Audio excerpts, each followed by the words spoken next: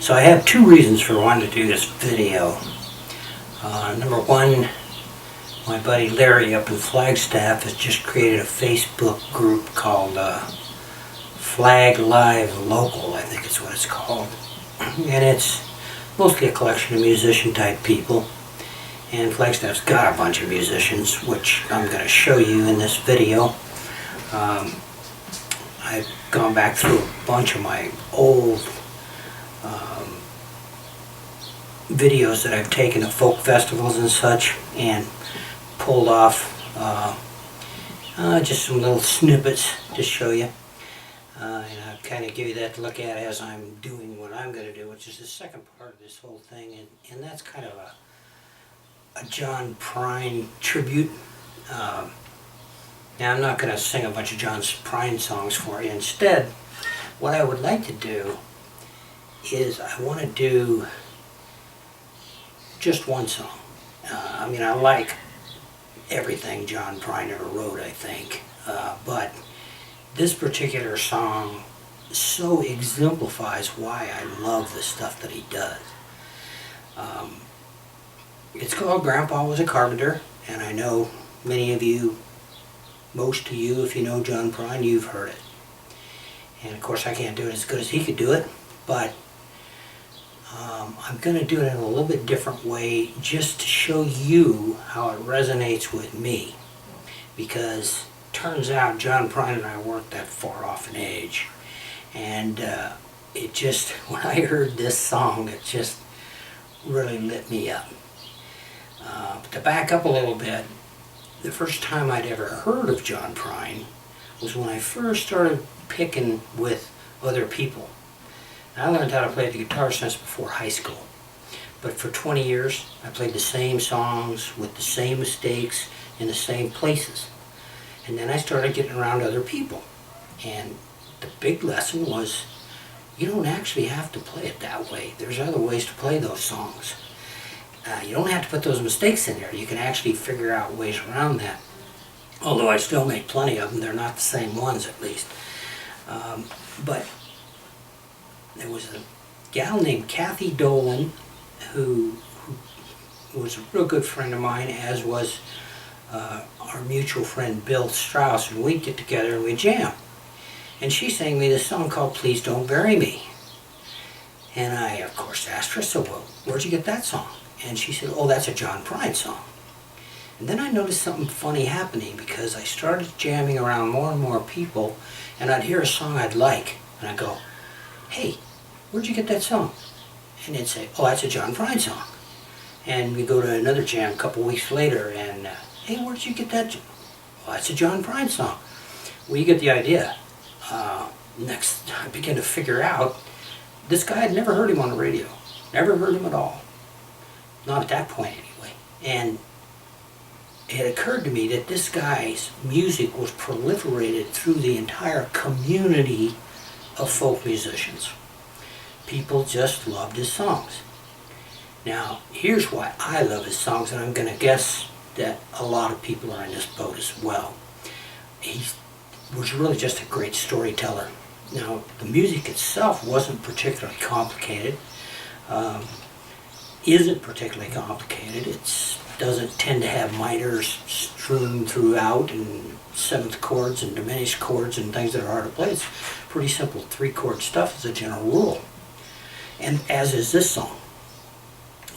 But what really makes the music is his incredible stories. Now, that's where we're back to this point of resonating with me, and Grandpa Was a Carpenter. Now, my grandpa was not a carpenter. He was a farmer. But you know what? If a fuse blew in the house and he didn't have another fuse, he would put a penny in a burned out fuse. And that shows up in this song. Additionally, my grandmother, she would call her husband Mister, especially when she was upset. Now listen, Mister. I mean, I can still hear her saying that. So John Prine was telling us the story of his grandfather, the story of his grandmother, but also he was telling you the story of himself and how he perceived those two people. And somehow that just really rang a bell within me. So it's the story. Now, to illustrate that, what I want to do is I want to do the song. I would actually do it two ways. I'm going to tell you the story as a story, just no music at all, and then I'll do it with music, the way I do it. And by the way, I'll play it here the way I would play it if I was performing for people. Maybe my buddy Maxine would be playing bass with me, or somebody would be playing it, be singing harmony. If I was playing it with maybe Reno McCormick over in McGuireville, I would play it a lot faster in a bluegrass style and put in a bunch of breaks.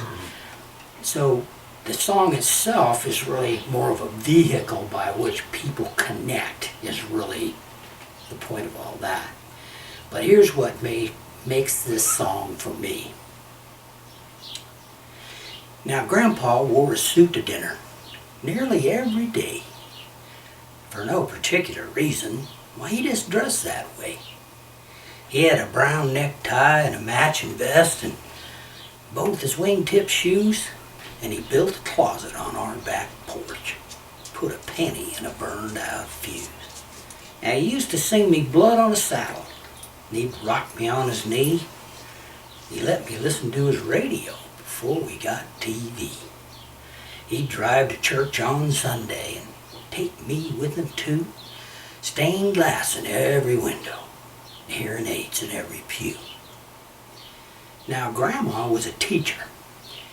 She went to school in Bowling Green, and she traded in her milking cow for a Singer sewing machine. And she'd call her husband Mister. She walked real tall and proud, and used to buy me comic books after Grandpa died. Grandpa was a carpenter. He built houses, stores, and banks, and he chain-smoked Camel cigarettes. And he hammered nails and planks. He was level on the level. He shaved even every door. And he voted for Eisenhower, 'cause Lincoln won the war.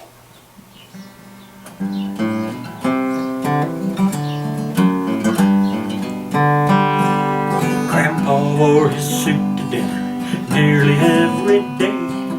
For no particular reason, he just dressed that way. With a brown necktie and a matching vest, both his wingtip shoes, he built a closet on our back porch, put a penny in a burned out fuse. Grandpa was a carpenter. He built houses, stores, and banks. He chain-smoked Camel cigarettes, and he hammered nails and planks. He was level on the level, shade even every door, and he voted for Eisenhower, 'cause Lincoln won the war. Now, he used to sing me Blood on a Saddle. He'd rock me on his knee, let me listen to the radio before we got TV. He'd drive to church on Sunday, take me with him too. Stained glass in every window, hearing aids in every room. Grandpa was a carpenter. He built houses, stores, and banks. He chain-smoked Camel cigarettes, and he hammered nails and planks. He was level on the level, shade even every door, and he voted for Eisenhower, 'cause Lincoln won the war.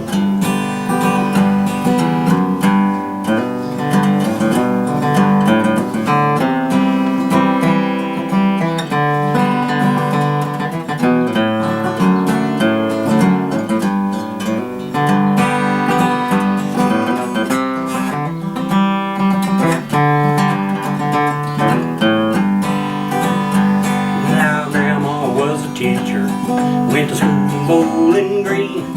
She traded in her milking cow for a Singer sewing machine. She called her husband Mister, walked real tall and proud, used to buy me comic books after Grandpa died. Grandpa was a carpenter, he built houses, stores and tanks. He chain smoked camels, he collected and he hammered nails and planks. He was level on the level, shady but never a door, and he voted for Eisenhower.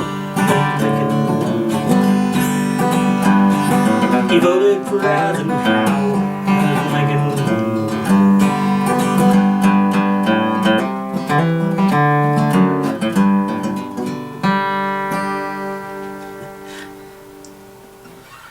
Well, a little rough, but you get the idea, I think.